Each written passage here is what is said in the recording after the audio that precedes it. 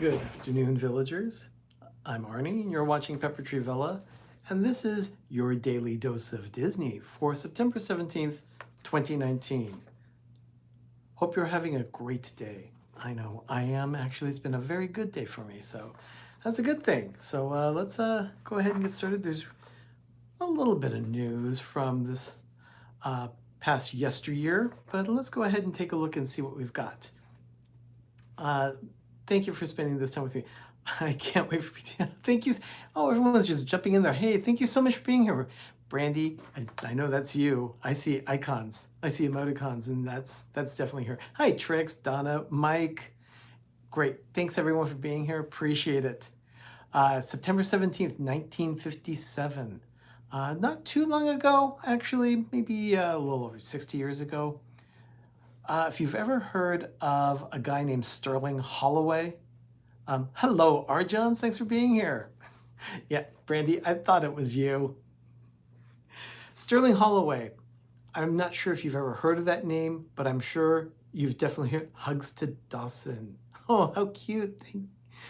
Donna, yes, definitely Hugs to Dawson. Sterling Holloway, let's go. Expedition Greg, thank you. Have you ever heard of the name Sterling Holloway? I'm sure you've heard his voice before. Before 1957, his voice was definitely, hello Keystone, his voice was definitely that of the Cheshire Cat in Alice in Wonderland. You'll also know him as Winnie the Pooh, the original voice of Winnie the Pooh for the Walt Disney Productions.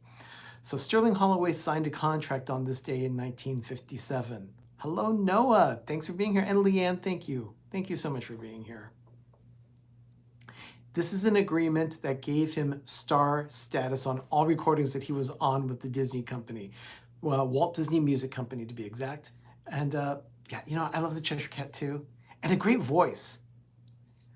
So yeah, Sterling Holloway. Hello, JM Moving Pictures. Good afternoon. Good to have you here. So yeah, Sterling Holloway. But the thing is that this was unique. Hello, Pam's fam. Sterling Holloway had this contract, but a lot of his contemporaries, a lot of the people that were doing voices for Disney at the time, did not have this type of contract. But it gave him star status at the studio. So the other people performed without any kind of credits whatsoever, but he definitely got credit anytime his voice was used. Hello, Zachary. Thank you for being here. So pretty interesting. That was starting in the 50s. And of course, as the 60s and 70s progressed, contracts became more prevalent at the studios, where the people that were signing the contract had more control than the studios, it seems at times. So that was just the beginning of it, I'm sure. In 1961, September 17th, 1961, there was this little television show on ABC, originally called Disneyland and then named Walt Disney Presents. Well, on this day in 1961, Walt Disney Presents aired for the last time on ABC. The next week, a new show started, but on NBC. It was called Walt Disney's Wonderful World of Color.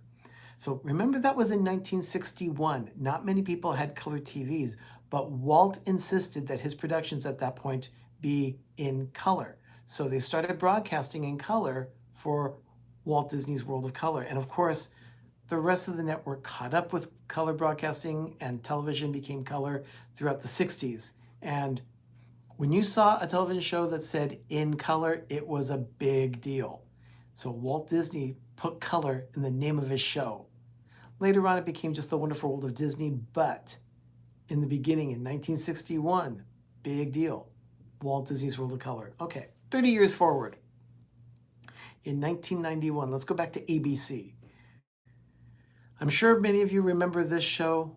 I know I do. I didn't watch it that much because there were other things on at the same time, and I would have to use my VCR or something like that. You remember VCRs? 1991, Home Improvement starring Tim Allen premiered on this day on ABC in 1991.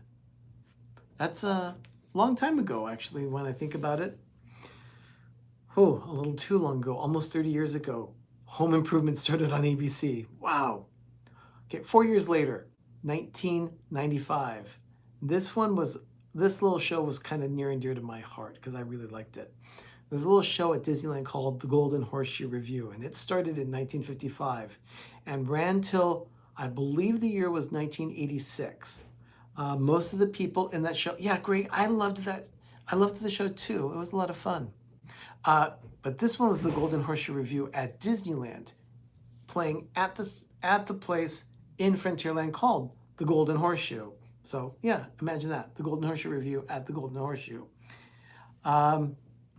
This was a show that ran for 30 plus years at Disneyland with the same cast almost the whole time. Wally Bogue, Fulton Burley, and Betty Taylor. They played those roles for years. They were mainstays, very popular at Disneyland. People would go to Disneyland specifically to watch the Golden Horseshoe Review. All the time it performed. It was that show, and it was with those people. They started the popular stage show for years, and on this day in 1995, they did a reunion show in Southern California at the Wells Fargo Theater. So the Golden Horseshoe Review. Now, I don't know if anyone is old enough, but there's also a Diamond Horseshoe, I believe, in Frontierland in Florida. So, little darling, thanks for being here. Janine, thank you for popping in. Good to have you here. Great to have you. But I don't know if they did the same kind of review show in Florida as they did, but yeah, the Golden Horseshoe Review is a big deal. Okay, on this day in 2002, we're going back to ABC. Yeah, hello, Walt. Thanks for joining. Good to have you here. On this day in 2002, there was another television show that premiered on ABC. This time, it was a little show called 8 Simple Rules for Dating My Teenage Daughter. That's a long name for a TV show. It was later shortened to just 8 Simple Rules. But that show starred John Ritter, Katie Seagal, and a little actress named Kaylee Cuoco. Yeah, how many people remember that Kaylee Cuoco was on 8 Simple Rules? Well, yeah, that was 17 years ago that show premiered. A few years later, she went on to co-star in a show called The Big Bang Theory? Big hit. Yeah, John Ritter, during the recording of this show, during the lifespan, at that time, he passed away due to a heart ailment. It was very sad. He actually died, I guess it was there on stage at the time. Two Real Geeks, thanks for joining. Good to have you here. Donna, thank you for posting that information. Great, thank you. I just got notice that we received something in our mailbox. So I have a feeling I know who it's from, Mike. So we have a mail call coming up soon. We will be picking that up at the mailbox, definitely. But that was in 2002. 8 Simple Rules premiered on this day in 2002, September 17th, 2002.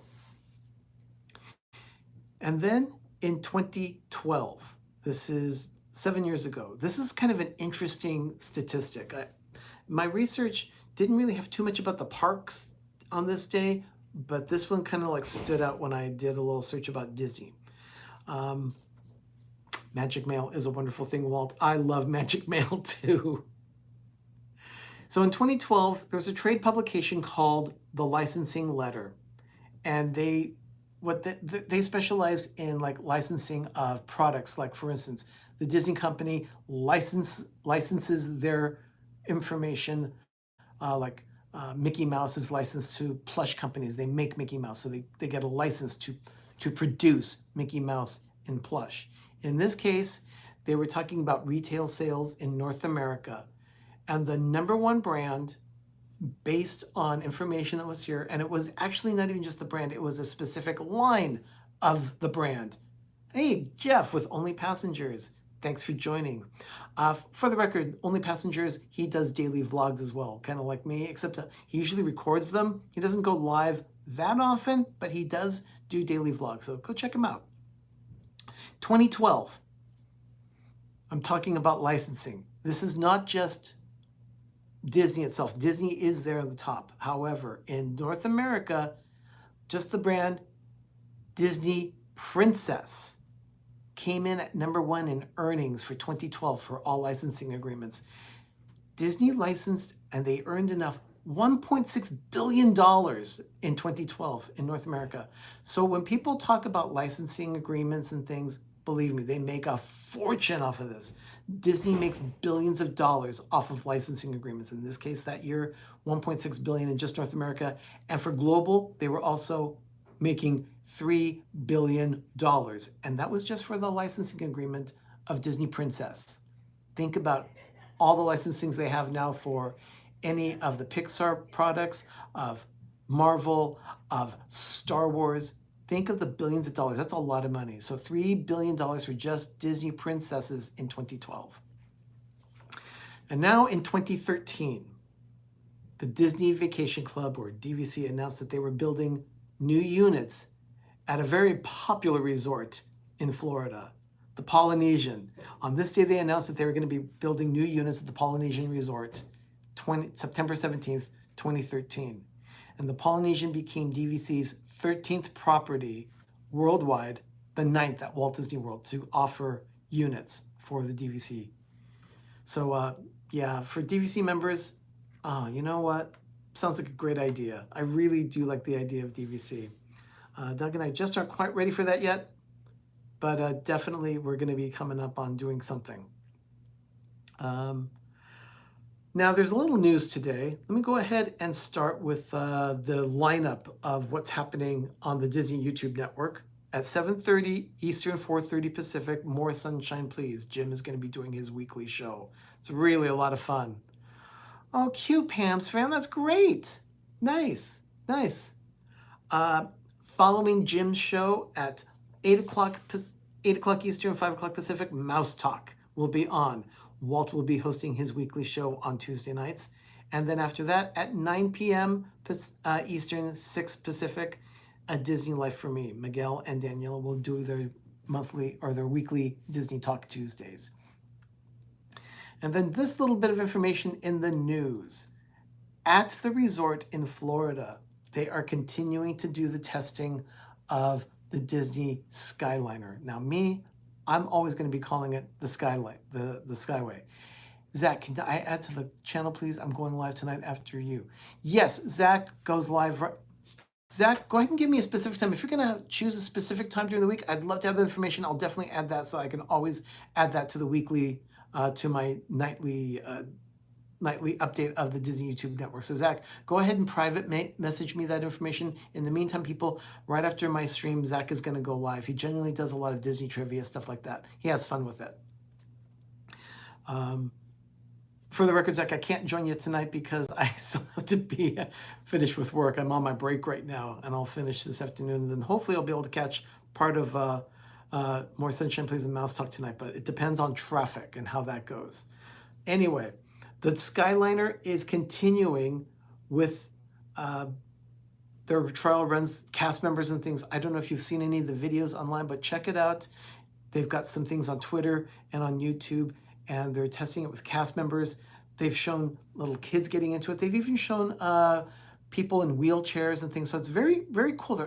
You actually see a wheelchair go in. There's plenty of room for that particular wheelchair inside these gondolas. So yeah, it looks like it's going to be a very good system for people to use. But it's the Disney Skyliner, but like I said, I'll always call it the Skyway. So the Skyway is going to open officially on Sunday, September 29th. And it has a few stations, one at Epcot, one at the, I believe it is the Centennial Bridge between the Pop Century and Art of Animation. They have a station at Caribbean Beach and a station at the studios. So it looks like this is just the beginning of a network of gondolas. I'm sure they're going to have more stations being built as the years progress to see if, I'm sure it's going to be efficient. So that's about it that I have today. If you did not watch it yet, we have the replay of PTV Live from last night. Yeah, Mickey Blogs, that's right. Blog Mickey had a great video of the Skyway. So anyway, like I was saying, last night, Ben hosted the show. Doug and I were in the kitchen at the villa. So we were cooking in Pepper Tree Villa. We had corn muffins. We made them It's the recipe from the Hoop-de-Doo Review at Fort Wilderness Lodge, and apparently they also serve these same corn muffins at Whispering Canyon Cafe. Hashtag little corn muffins, and yes, they are delicious. So go ahead and check it out. You'll want to make sure that you check out those that cornbread muffin recipe. It's posted in the description of the video of PTV Live from last night.